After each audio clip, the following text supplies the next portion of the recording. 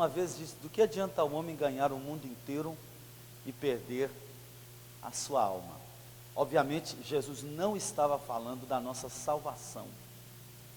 Perder a alma é perder a identidade.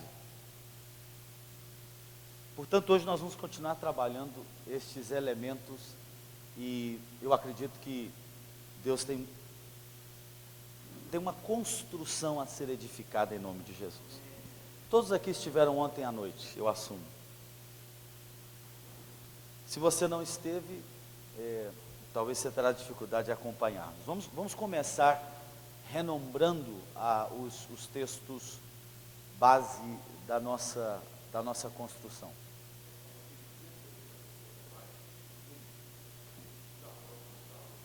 Muito bem. Nós tivemos 1.200 pessoas ontem, só em uma das nossas rádios, escutando em 27 países. Hoje nós temos 270 pessoas que estão ouvindo agora ao redor do planeta. E que interessante, né? O pastor está dizendo que tem gente no Japão comunicando, e da Malásia. E a essas alturas do campeonato, irmãos, vocês e obviamente as pessoas que caminham conosco não têm noção da abrangência daquilo que a gente faz. E é tão interessante, né? Mas eu quero que você regule os decibéis do seu entendimento. Porque se eu existo para confirmar o que você já sabe, a minha existência é inadequada. Aquilo que nós vamos edificar hoje ainda não foi construído.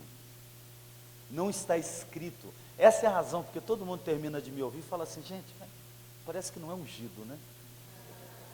É porque você só unge um edifício que já se levantou. O que eu estou falando é de uma igreja que não existe ainda. O problema é que ela já existe na mente de Deus. E a nossa função como geração é trazer esta ideia de Deus à existência em nome de Jesus. Os textos de ontem que nos ajudaram foram Gênesis 2, dos versículos 7 ao 8, para sua revisão e obviamente as pessoas que estão online. E no final da nossa ministração eu vou abrir um tempo para perguntas e respostas. As pessoas que estão nos ouvindo ao redor do planeta, se tiverem perguntas, podem entrar no chat da emissora e nos mandar a pergunta, e o pessoal do departamento de comunicação vai escrever e possivelmente nós podemos responder. Gênesis do capítulo 2, dos versículos 7 e 8, Êxodo do capítulo 5, dos versículos 18 ao 23, Números do capítulo 17 dos versículos 7 ao 8, e Hebreus do capítulo 9, dos versículos 8 e 15. Quero relembrar que isto aqui também não é um estudo bíblico. Nós não estamos lendo a Escritura. Nós não estamos necessariamente fazendo hermenêutica do texto bíblico. Nós estamos falando de códigos de arquitetura. Isso aqui é matemática teológica. Vai além do conhecimento sistêmico e sistemático. Eu fico olhando para o coeficiente desse auditório, muita gente nova e frequentemente onde eu vou, as pessoas me perguntam: mas você não tem medo de falar as coisas que você fala? Não, essa moçada nova. E é exatamente o ponto, porque essa moçada nova entende muito mais do que nós entendemos. Porque eu, por exemplo, eu sou um produto híbrido, eu sou uma espécie de medusa cristã evangélica, eu sou uma espécie de reunião pentecostal e de mitologia grega, percebe? Uma espécie de Jesus e Hércules ao mesmo tempo. E por mais que nós não admitamos, porque por 40 anos, tudo que levava o label de Jesus, a gente pensava que era de Deus. As piores atrocidades foram feitas no nome de Jesus. Então, nem tudo que leva o nome de Jesus representa os conteúdos do reino. Então, nós temos que ter coragem de destruir as coisas que foram edificadas no nome do Senhor, mas não foram edificadas conforme o desenho do novo pacto. Então, eu quero começar nessa manhã explicando que o fato de aquilo que nós estamos construindo não estar edificado ainda, portanto, produzindo a impressão de que não é ungido, não é consagrado. Então nós temos que prestar atenção. Revelação e manifestação, essa terminologia que nós estamos encontrando para falar desta tensão, e a palavra tensão deve ser escrita. A tensão entre andar no trono e na realidade. E essas duas palavras serão importantes para falar de governo, de crescimento, de expansão e de paternidade. Nós argumentávamos que a igreja que vira para o trono e se esquece da realidade, ela vai ser ineficiente. Também nós dizíamos que a igreja que olha para a realidade e desapercebe o trono, essa igreja será inapropriada para o exercício da sua função. A igreja então que vai ser relevante nos próximos dias na construção de paternidade e de identidade, é a igreja que carrega marcas, que a prepara e a treina para viver um tempo de tensão entre a revelação e a manifestação. Nós argumentávamos então que o primeiro livro da Bíblia é Êxodo. Essa não é uma ideia minha, é de um amigo meu de Córdoba, chamado Juan Balistreri. Moisés vive um Êxodo enquanto escreve um Gênesis. O primeiro livro da Bíblia, historicamente falando, então, é Êxodo. E as coisas que a ele, Moisés, são reveladas à luz da experiência que ele vai vivendo. Nós então argumentávamos que o paradigma evangélico está equivocado. Não é saber para experimentar, é experimentar para saber. O exercício do ministério, então, a formação de filhos no reino, a geração de uma geração, com perdão da expressão e da redundância, não deve ser à luz de sentar numa sala de aula, ensinar princípios de paternidade e então sair para a rua para experimentar. É o contrário. É sair para a rua, é experimentar em Deus e logo deduzi-lo e aprendê-lo. A polaridade precisa ser inversa. Hoje, entretanto, nós vamos entrar em dois textos da Escritura. Como nós temos um pouco mais de calma e de tranquilidade, nós vamos construir isto conforme nós pudermos nessa manhã. Em primeiro lugar, em Números, no capítulo 17, dos versículos 7 e 8, e logo Êxodo, no capítulo 9, do versículo 8 em diante. Do livro de Números, no capítulo 17,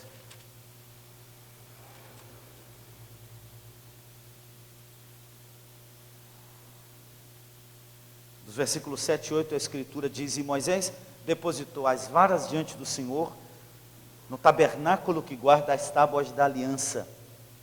E no dia seguinte Moisés entrou na tenda e viu que a vara de Arão, que representava a tribo de Levi, tinha brotado, produzido botões e flores, até chegar a ter frutos maduros. Eu vou repetir o versículo 8, porque ele vai ser importante.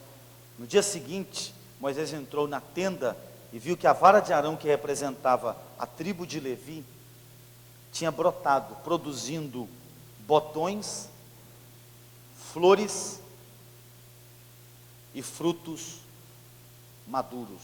Botões, flores e frutos maduros. Diga comigo: botões, flores e frutos maduros.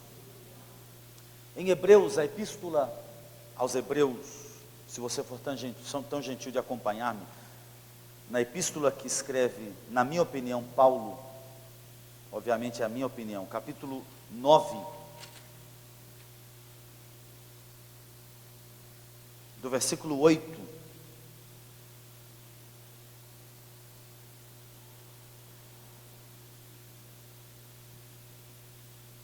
e a minha função nesses dias aqui é inverter a polaridade da frequência da sua espiritualidade. O caminho da igreja não é da porta do tabernáculo para a sala do trono. O caminho da igreja é do trono para fora.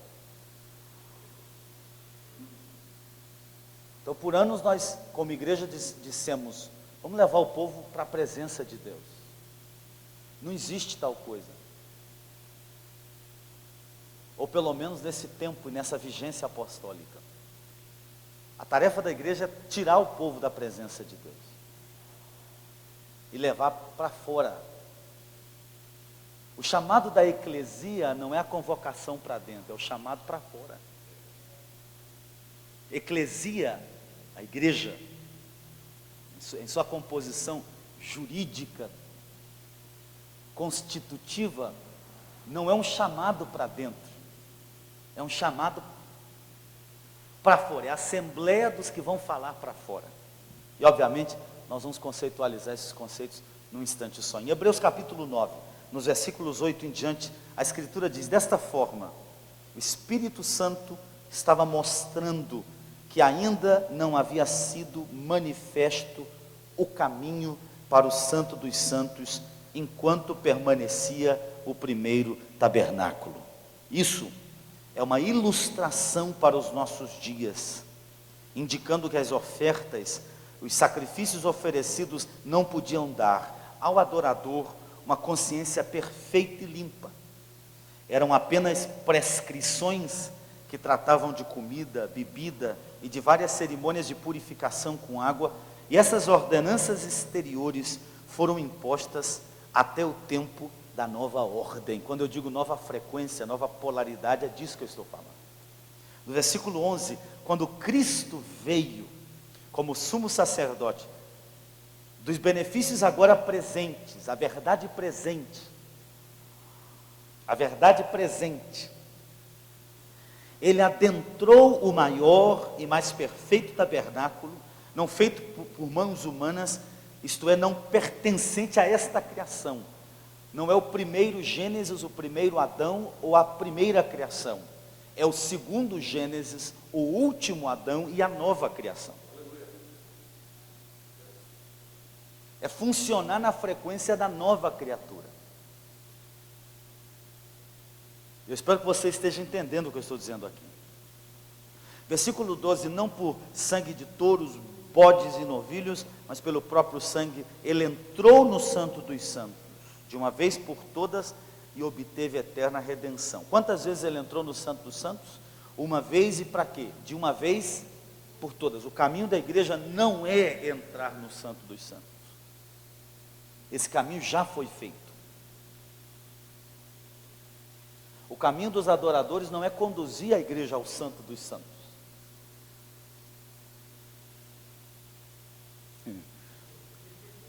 Preste atenção.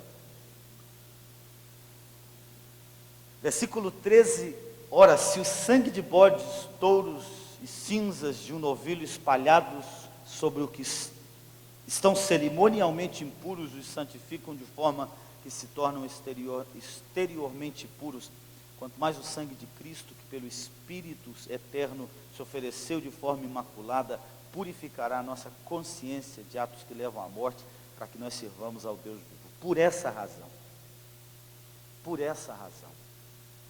Cristo é mediador da nova aliança, para os que são chamados e recebem a promessa da herança eterna, visto que ele morreu como resgate pela transgressão cometida sob a primeira aliança.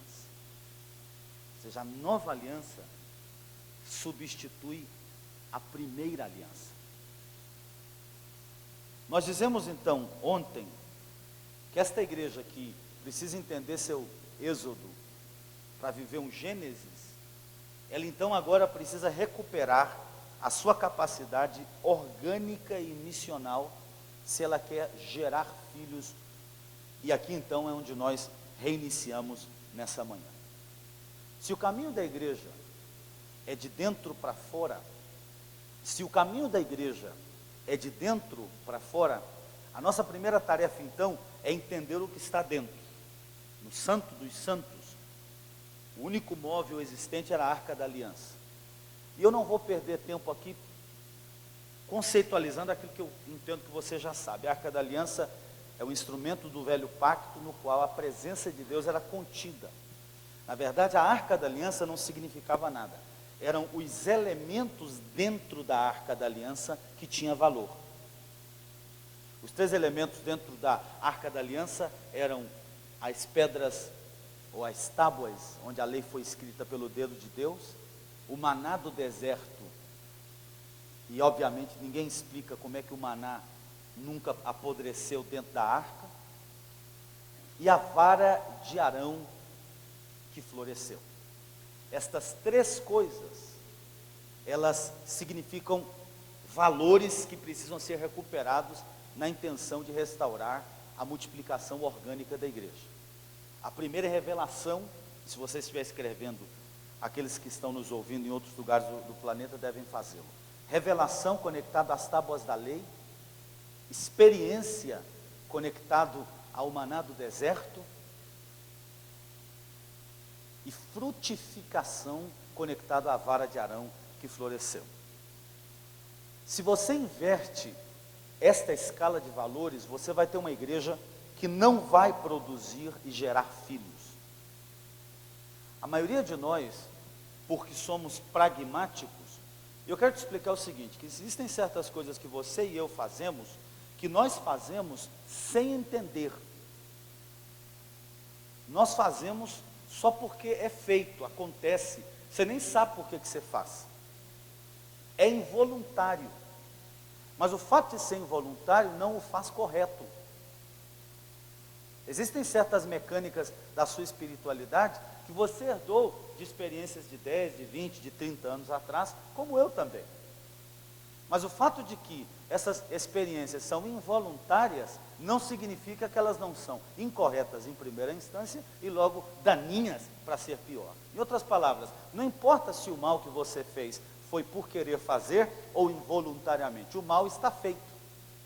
Então existem desenhos equivocados que nós fazemos na igreja nos nossos dias, que você não faz porque você necessariamente é ruim, é o que você e eu aprendemos.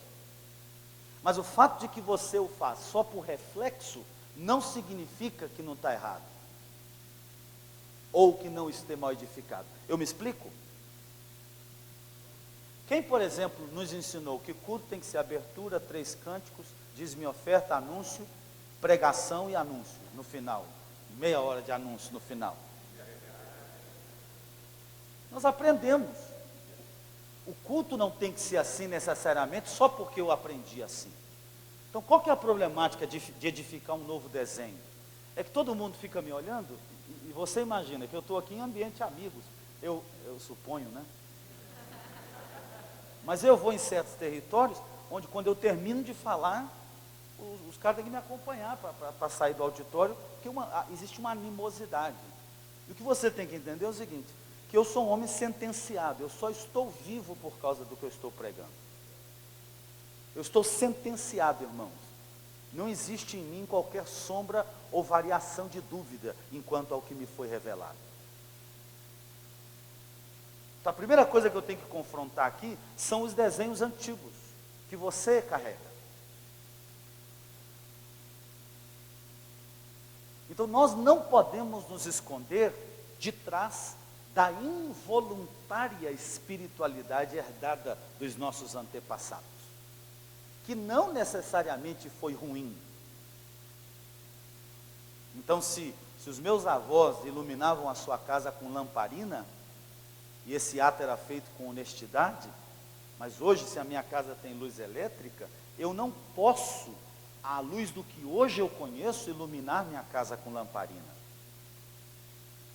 Seria negar os avanços da revelação se nós não caminhássemos conforme o que Deus está fazendo nos nossos dias. Então, se hoje nós vamos começar o caminho da revelação e da manifestação, nós temos que começar naquilo que eu chamo de o protocolo da presença de Deus. Você quer identificar uma pessoa, porque logo aqui, o pai desta casa e aqueles que formam a formação genética, orgânica e missional daquilo que será construído, porque isso aqui não é uma conferência, isso aqui é uma edificação de valores e de apontamentos direcionais que vão ser implementados por esta casa em um plano de trabalho para gerar uma família em Deus. Então é mais do que uma conferência. Nós precisamos então questionar esta tricotomia do lugar de onde nós saímos. O Santo dos Santos não é o meu destino, é a minha origem. Eu não vou para o céu, irmãos, eu saí de lá. O trono não é o meu lugar de chegada, eu saí do trono, eu fui formado no trono.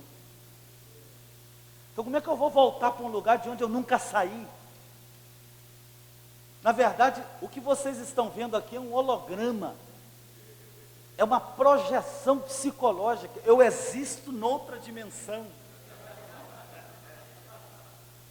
O que você vê aqui é uma projeção física de uma realidade intangível. Eu não existo nessa realidade, tampouco as leis desta dimensão me governam, porque eu estou conectado à economia e às codificações do lugar aonde eu saí. A igreja não existe do mundo, nem para o mundo e nem no mundo. A igreja está aqui por uma questão missional, ela só está aqui para trazer o reino de Deus para cá em nome de Jesus. Então, se você quer identificar que marcas reais uma pessoa terá para gerar filhos, porque o fim de todo pai é fazer que o seu filho seja pai. Lamentavelmente, até onde eu acompanho, e se eu falar alguma coisa aqui que soe uma consideração de quem mora em outro lugar, é só para criar perspectiva. Mas a impressão que eu ouço, apesar de que eu não acompanho a igreja no Brasil, porque não é a minha asignação primeira, a impressão que eu ouço é que a paternidade do Brasil não é paternidade bíblica apostólica, é paternalismo. O que é paternalismo? Paternalismo é aquele cara que pensa que ele é melhor que todo mundo, que paternidade é uma questão piramidal, hierárquica, que o apóstolo é o primeiro, a palavra primeiro lá, que os apóstolos vêm primeiro é protum, em grego. Não é primeiro que está por cima, é primeiro que está por baixo. É primeiro porque ninguém vê o fundamento. Eu, por exemplo, proibi os meus pastores, os pastores debaixo da nossa paternidade, de mencionar no púlpito que o que eles estão pregando saiu de mim. De vez em quando eu ouço um filho nosso em alguma congregação mencionando uma palavra poderosa que o pastor pregou. E na verdade aquela palavra é uma palavra que nós distribuímos no ministério. Então não é paternalismo, é paternidade para gerar. E gerar precisa começar com esses códigos que são necessários. Quais são eles? A revelação, a experiência e a frutificação. A revelação, a experiência e a frutificação. Não podemos assumir que uma pessoa vai frutificar aquilo a que ela não foi revelada. Precisa haver revelação. Revelação das tábuas da lei não é o conhecimento da lei. Você e eu sabemos que dos 10 mandamentos escritos na tábua, ou nas tábuas, por certo são as segundas, porque a primeira Moisés quebrou, e a paciência de Deus histórica é muito parecida com a paciência de Deus hoje, porque parte da frescura da revelação, ou do frescor da revelação hoje, foi comprometido por causa do estado emocional da igreja dos nossos dias. Porque Deus escreve nas tábuas da lei e Moisés quebra as 2 tábuas, lembra? Deus pega e escreve de novo. Se sou eu, não escrevo. Se sou eu, digo, você quebrou, você se vira. Então hoje existe uma revelação quebrada por causa de um Moisés que não sabe controlar o seu estado emocional. Você já pensou carregar 2 tábuas que Deus escreveu? Quando você chega num certo limite do monte, a primeira coisa que você faz é quebrar as 2. Pá! Rapaz, o negócio é uma relíquia. Se sou eu digo, eu não quebro isso nem, rapaz, você está doido. Já pensou, eu vou vender. Chegar no eBay e falar assim, ó, essas 2 pedras aqui foram escritas pelo dedo de Deus. Asking price $1 million. Vamos começar aí. Então, o estado emocional de uma igreja que não sabe se controlar, quebra a revelação. Então, se o pastor desta casa e logo os líderes e aqueles que estão me ouvindo nas nações querem gerar filhos de maneira orgânica, não artificial, nós precisamos ter uma geração de gente que tem revelação, mas é revelação que não se quebra, revelação que não se sujeita ao seu estado emocional. Porque, irmãos, hoje em dia, um percentual enorme da igreja é construído sobre o seu estado emocional, porque eu não me sinto bem, eu não entendo, eu não sei porque Deus me trouxe aqui, e essa história de nunca saber onde você está, por que você existe, nunca te permite ter revelação sólida e precisa. A razão por que no primeiro pacto o povo não entrou, é porque aquilo que o povo ouviu, não foi a primeira versão da revelação. A primeira versão da revelação foi quebrada pelas emoções descontroladas de Moisés. Nesse sentido, a igreja vai precisar reformar a sua cristologia de novo. E talvez no sábado e no domingo eu vou falar a mais recente versão de Jesus e a dicotomia entre Pedro e Paulo. A razão por que Pedro e Paulo nunca se deram bem é porque a humanidade de Jesus, conhecida por Pedro, atrapalhou que Pedro reconhecesse a divindade de Jesus. Pedro tinha saudade de um Jesus que já não existia. Paulo nunca teve, porque ele nunca conheceu esse Jesus histórico. Se os dois estivessem numa mesma mesa, Paulo dissera, o Senhor está aqui. Pedro dissera, eu sinto falta dele. Você sabe por quê? Isso aqui vai ser para sábado. Você sabe por quê? Um novo convertido. Não, presta atenção. Você sabe por quê?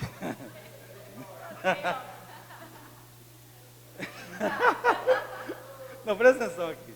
Não me atrapalha não, irmãos. Você sabe por que um novo convertido está no primeiro amor? Porque ele tem a versão mais recente de Jesus. A sua versão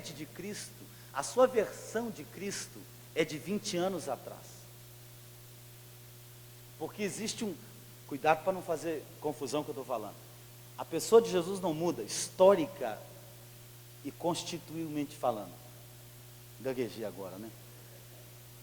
Mas o cara acabou de encontrar com Cristo, a versão do encontro dele é 2015. A minha é de 1988.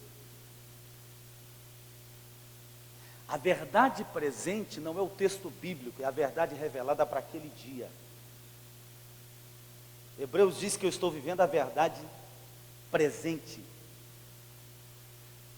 Pedro nunca pôde funcionar além da casa de Cornélio, porque a versão que ele tinha de Jesus era uma versão histórica ultrapassada. Revelação, então, não é a que eu recebo, é a que eu passo para o povo.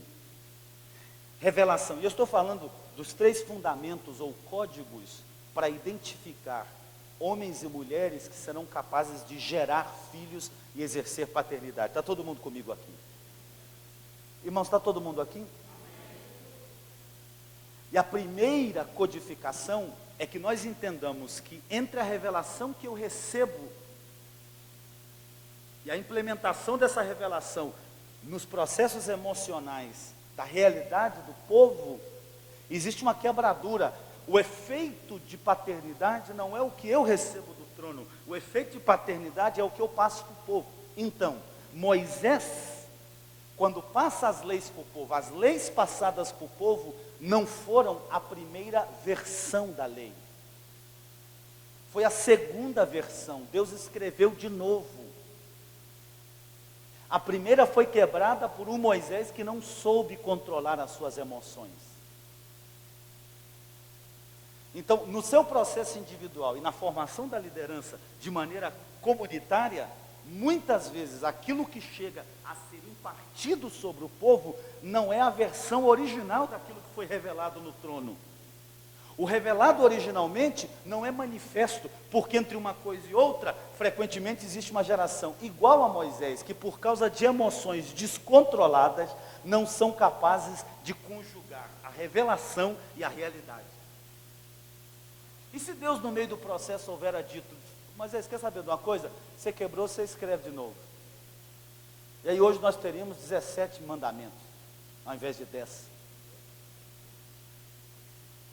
Então qual que é a minha pergunta? A pergunta a essas alturas do campeonato é a seguinte: quais são os aspectos da sua emoção descontrolada que estão fazendo o que? Entre o que você ouve e o que você revela, existe um quebrantamento no meio que impede o que Paulo chamou de a plenitude de Deus. Para voltar ao paralelo que eu construí, o Cristo que Pedro pregava não era o mesmo Cristo que Paulo pregava. Cuidado com o que eu estou falando aqui, não confunda. Porque Paulo pregava um Cristo vigente, presente, daquele dia. Pedro era mesclado, o Cristo de agora com aquele com quem ele andou nas ruas da Galileia. Porque se você não tiver cuidado, o pescador da Galileia pode ofuscar o filho do trono.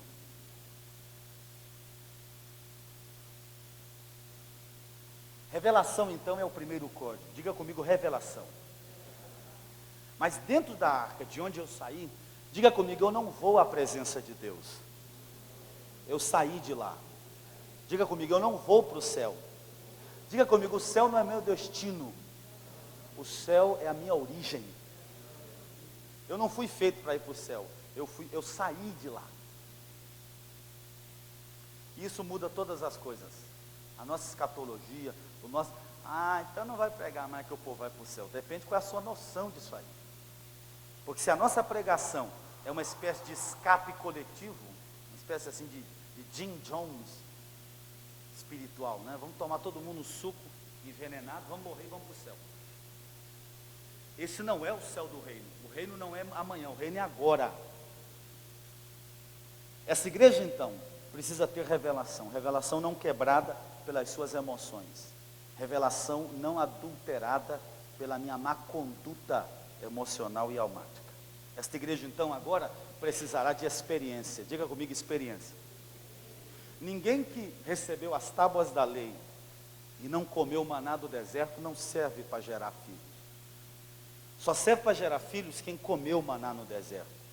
Porque a experiência do deserto, ela te dá condições de gerar filhos com consciência. A terceira, e é o que nos interessa nessa manhã, é a frutificação. A revelação gera experiência.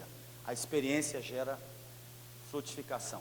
Esses não são três ingredientes necessariamente iguais. Eles são conseguintes.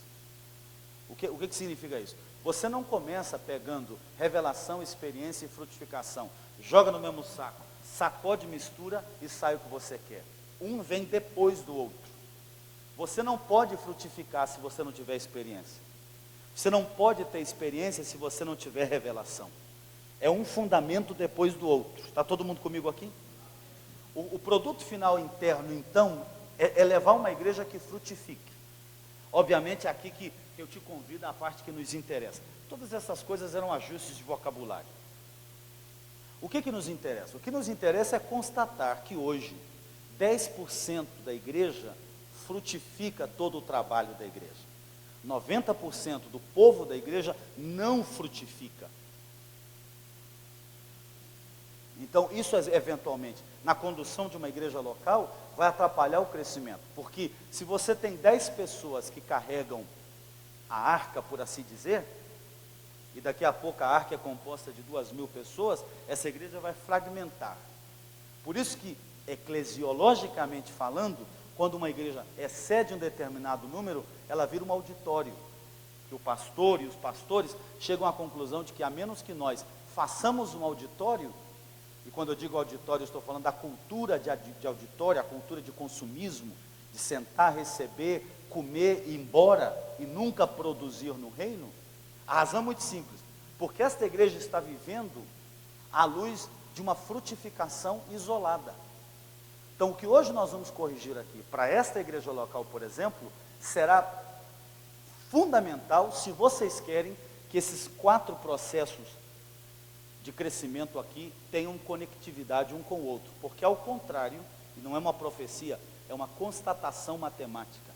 O que vai acontecer é que daqui a 10 anos, essa igreja vai ter a mesma quantidade de pessoas, infinitamente passando pelos mesmos processos. É como um parafuso espanado, se é que eu explico. Por quê? Porque as pessoas são conquistadas no processo de casas de paz, elas são apacentadas no processo de um milagre na sua casa, elas são confrontadas e consolidadas nos retiros de Shekinah, mas elas não se graduam ao estado de ser pais espirituais, gerar filhos e consolidá-los, para que esses ao mesmo tempo frutifiquem. O que ocorre é que essas pessoas, uma vez não tendo revelação, experiência e frutificação, elas se esterilizam. Porque a palavra revelada, uma vez te coloca na sala do trono, ou você entra na dimensão, olha cá, na dimensão onde o pão do deserto não apodrece e a vara que floresce não seca. Por que que o pão não apodreceu e a vara não secou? Porque dentro da arca da aliança, as leis da física e da gravidade não funcionavam. Esta pessoa então, que chega ao ponto da paternidade e não entra para frutificar, ela esteriliza o seu ventre. Aí ela vai voltar lá para a casa de paz. Daqui 1 ano ou 2, vocês vão estar fazendo conexão de casas de paz de gente que esteve aqui. Só que agora eles não são capazes de frutificar, porque o ventre que antes era virgem, agora é estéril. E esse é o estado da igreja. Então o que nós estamos edificando hoje, e logo esses 3 dias, é para que isto não ocorra. Frutificação, então, não é necessariamente uma espécie de metodologia de crescimento. E eu quero que você escreva isso. É uma recuperação da capacidade orgânica do corpo de Cristo. É uma recuperação da capacidade orgânica do corpo de Cristo. Na vara de Arão que floresce em Números, no capítulo 17, lembre-se que o caminho da igreja não é de fora para dentro, no esforço de entrar na presença de Deus. O caminho da igreja é de dentro para fora. A vara de Arão que floresce então, vai prover para nós 3 códigos que são capazes de recuperar a capacidade orgânica da igreja. Em Números 17, a Bíblia diz que quando a vara floresce, ela floresce em 3 estágios ou etapas. A primeira é que essa vara tem botões, o segundo é que ela tem flores, e o terceiro é que ela dá frutos maduros. Em Números 17, nós lemos que esta vara que floresce, é interessante que a Bíblia diz que a vara de Arão floresceu, mas a terminologia está mal escrita. Moisés escreveu equivocadamente, que a vara não floresceu, a vara deu fruto. Se ela tivesse florescido, ela tinha ficado só com flores. Então essas 3 etapas vão favorecer 3 códigos sobre os quais nós temos que edificar, se nós queremos ter uma igreja que gera filhos e exerce paternidade. Coloca uma pausa aqui, ouça bem. Num primeiro instante da revelação da paternidade de Deus e da identidade de filhos, existe aquilo que eu creio que esta igreja aqui já recuperou, que é uma igreja que já sabe que Deus é meu pai e eu sou filho. É uma igreja que já sabe que o pastor da igreja não é um líder com cajado, ele é pai que gera filhos. Que eu não sou membro de uma organização, eu sou filho de uma casa. Que o culto é só uma mesa onde o pai senta para comer com todos. Que o pão partido abre os olhos para a presença de Cristo. Todas estas coisas, ainda que fundamentais e viscerais para o processo de recuperação orgânica e missional do corpo, são matérias superadas. É como se isso fosse primeiro grau. O que eu estou falando aqui é o próximo passo da realidade de paternidade e gerar filhos. Obviamente que Deus tem que ser meu pai. Obviamente que eu sou seu filho. Obviamente que a casa é uma casa, que o pai espiritual, que já... Essas coisas todas devem ser reais na minha vida. Se você está aqui nessa manhã, ouvindo esta palavra em qualquer lugar do planeta, e você ainda tem dificuldade com a paternidade de Deus, com a identidade de filho, porque Romanos 8 não diz que a natureza espera a manifestação dos membros da igreja, da catedral da adoração. A natureza pouco importa quantos cultos a catedral da adoração faz por semana. O que a natureza, e agora eu vou falar de ecossistemas, que é uma palavra que Deus me revelou nesses dias. A natureza espera a manifestação dos filhos de Deus. A natureza não espera a revelação dos filhos de Deus. Porque não importa o que os filhos de Deus recebem na revelação. Essa é uma experiência primária, perdão, irmão. É porque eu me emociono e gaguejo. E eu estou falando da atenção da manifestação. Romanos, então, no capítulo 8, quando diz que os filhos de Deus têm que manifestar, a natureza espera a manifestação dos filhos de Deus. Em Hebreus, no capítulo 9, a Bíblia diz que aquilo que nos foi revelado agora é manifesto. Então, se nós vencemos essa etapa, e eu vou repetir, se você ainda tem dificuldade com a paternidade de Deus, se você ainda tem dificuldade com a identidade de filhos, e eu quero pedir para você nunca mais falar que você é ovelhinha de Jesus. Nunca mais repete essa palavra. Se você falou um dia, pede perdão a Deus. Eu não sou ovelha, eu sou filho. Ovelha vive no curral, filho vive na casa. Jesus falou uma sociedade agrícola. Deixa eu fazer uma pergunta aqui. Quem aqui em Goiânia, você vê, já viu uma ovelha pessoalmente? Levanta a mão. Quem nunca viu uma ovelha pessoalmente? 80% do auditório. Você tem uma ideia? A alegoria de ovelha nem funciona num contexto urbano. A parábola das 100 ovelhas não é da uma que perdeu, é das 99 que sobreviveram sozinhas no deserto. A parábola da dracma não é da moeda que desapareceu. Eu estou em Lucas 15. A parábola da dracma é das 9 que permaneceram no cinturão da justiça da mulher. As mulheres guardavam, a dracma era uma moeda que tinha como é que fala? Um buraco no meio. Então a mulher tinha um cinto, ela guardava a dracma aqui. Como naquela época a sociedade era de muito pudor, um homem jamais olhava para a cintura de uma mulher. Então os homens, quando viam uma mulher, baixavam a cabeça. Se não era a sua, tinha que baixar a cabeça. Então a mulher colocava a dracma aqui, enrolada no cinto, que é porque nenhum homem ia olhar. A parábola dos filhos pródigos não é do filho que foi embora, é do que ficou. O que perdeu em casa, o que tinha todas as coisas e nunca usou. Então nós temos que fazer uma releitura. A parábola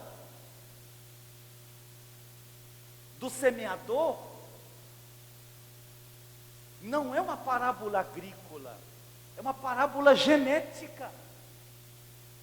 Mas quando você fala uma comunidade agrícola, pastoril, que a única coisa, ou referência que eles têm, são referências pastorais agrícolas, a sua metáfora tem que ser aí, 2000 anos depois que nós descobrimos a existência dos átomos.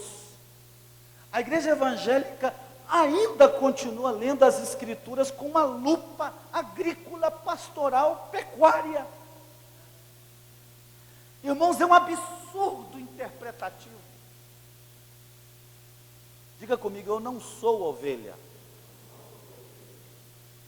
O pastor desta igreja não, até tem, rapaz, é difícil, né? Vamos continuar, vai me dando um desespero. Portanto, esta igreja tem que superar essa etapa já. Deus é meu pai, ponto. Acabou. Deus me ama. Faz uns dias eu saí com um grupo de irmãos para ir comer num restaurante. Estava eu sozinho, a família estava aqui, eu estava lá em casa, e lá tem duas criancinhas assim, e esses irmãos que me convidaram, eu sentei com eles. O menininho veio, sentou do meu lado, me deu um beijo, me abraçou. Eu falei assim, nós estávamos num restaurante, você vai comer? Ele falou, vou. E o que você vai comer? Eu falei, não sei, meu pai vai trazer para mim. E do jeito que ele estava, ele ficou. Eu tive que chegar, olhar o que eu ia comer, pagar. Mas aquele menino, ele não sabe que a comida custa. Ele não tem ideia. Ele não tem ideia que ali não é de graça. Não é só sentar na mesa e esperar. Se você não pagar, ninguém te serve. Mas ele tem pai. E o pai vai cuidar dele. Essa é uma etapa que você já deveria de ter superado. Então, se você ainda anda fazendo conexão da paternidade de Deus com a ausência do seu pai, por exemplo, ou com o mau pai que você teve, ou o bom pai que você teve, ou com o pai espiritual que você não teve, o pastor que você, etc. Você ainda não vai poder entrar nessa dimensão aqui. Deus é meu pai e ponto. Deus me ama e não tem nada que eu possa fazer para mudar isso aí.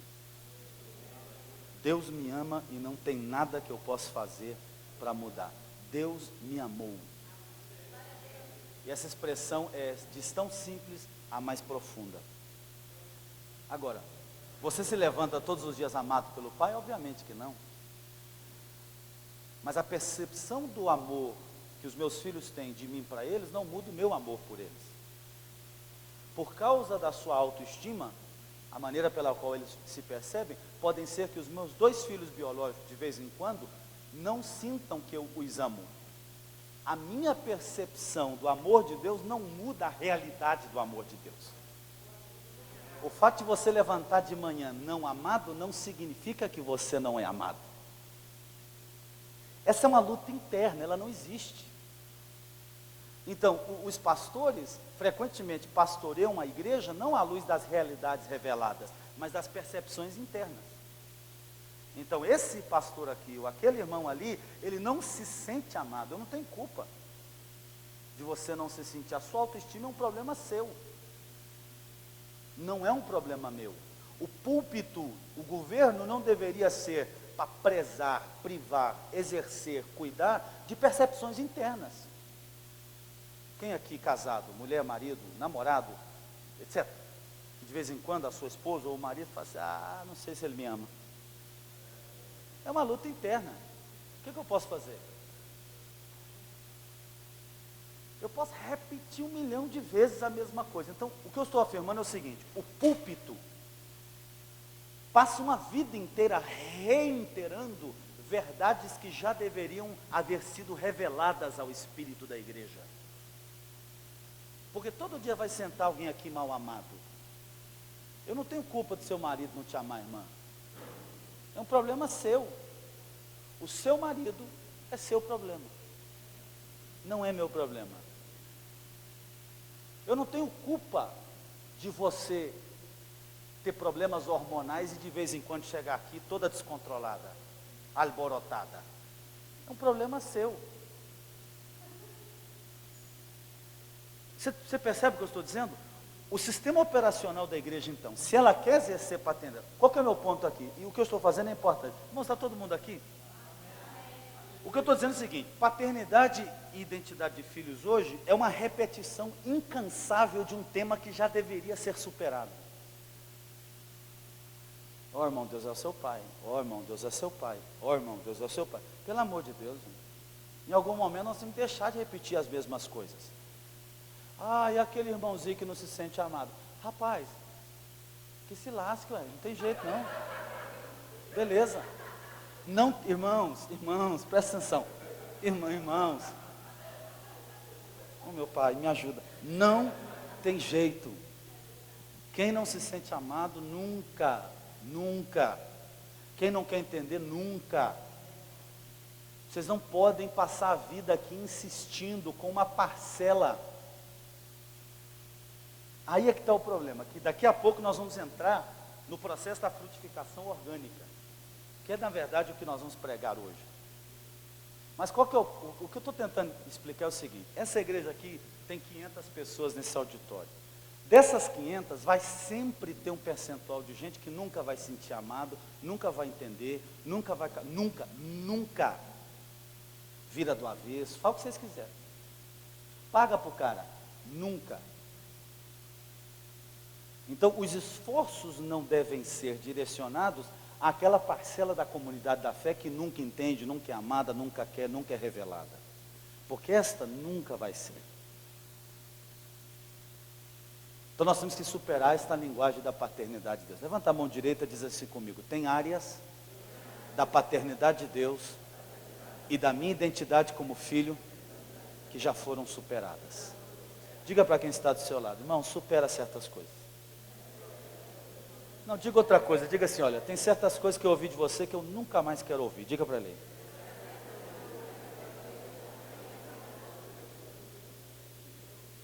Tem certas coisas que eu não quero mais ouvir de você. Pronto.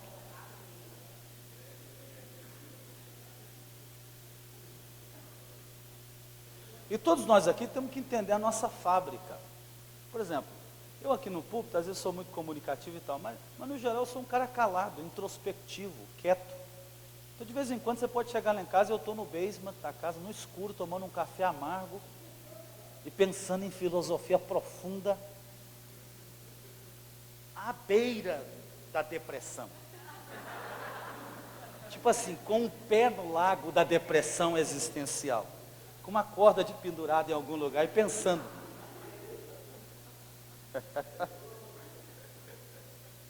Aí eu saio dali novo, rapaz, novo. Eu levanto parecendo uma nota de 100, novo. A Marise, por exemplo, ela é a melhor parte de mim, ela é alegre. E com pouca coisa ela alegra. Eu não. Para eu alegrar tem que ser uma série de constituições equacionais. A minha alegria é caríssima. Mas é o jeito que eu sou. É a minha constituição. Então eu não posso confundir isso com as realidades eternas do amor do Pai. Você percebe o que eu estou dizendo? Meu ponto é o seguinte: você passa uma vida inteira questionando coisas que são mecanismos internos seus. Está bem que eles existam. O que você não pode fazer é comparar essas realidades internas, pessoais, à realidade inquebrantável do amor de Deus. Porque nesse processo, você pode quebrar as tábuas da lei.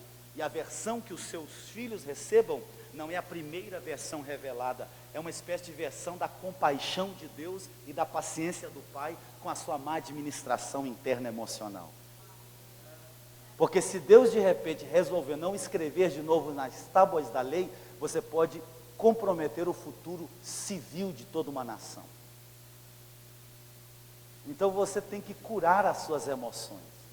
E outra, você pode fazer cura interior, exterior, diplomática, internacional, arábica, cursiva.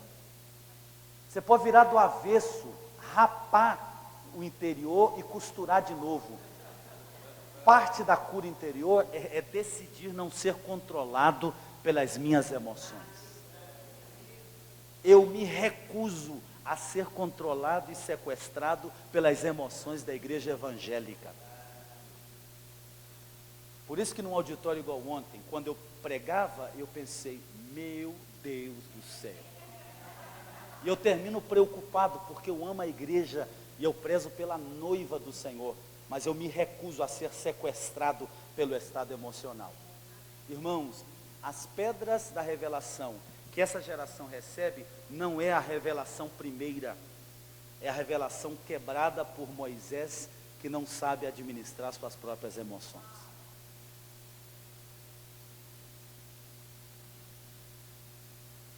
99% da espiritualidade presente é reativa e não proativa. Então nós não podemos pretender, pastores, de que nós vamos edificar uma geração de filhos que mal conseguem controlar seus sistemas e mecanismos internos.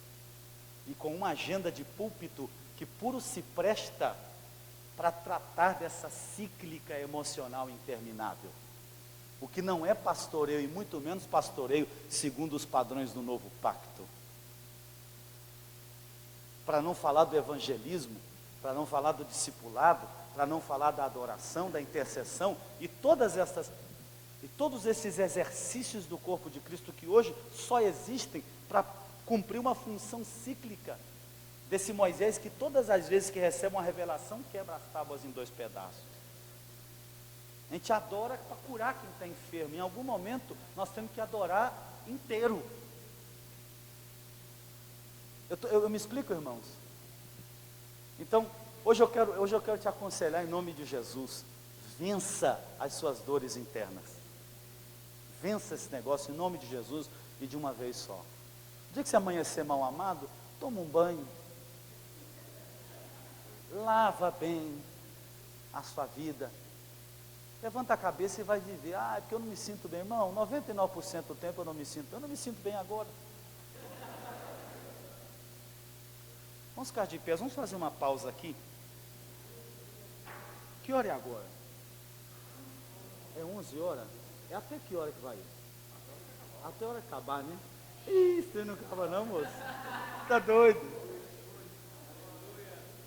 Não, beleza. Agora nós terminamos.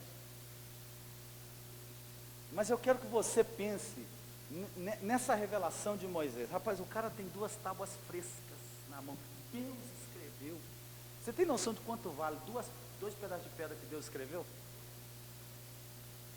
Aí ele olha aquele povo naquela loucura dele e vai, quer saber uma coisa? É igual um casal que uma vez eu fui pastor dele, que eles quebravam os pratos, os copos, toda vez que eles brigavam. Aí ia lá comprava de novo, era uma cíclica enferma. Aí um dia nós fomos orar, a Marisa e eu lá, e eu levei 20 pratos novos para orar. Digo, não sei o que é para vocês quebrar da próxima vez. Então essa é a ideia da igreja. Então, não confunda a paternidade de Deus com o seu estado emocional. Não confunda. De repente você está precisando de vitamina D. Essa tristeza sua é falta de vitamina D.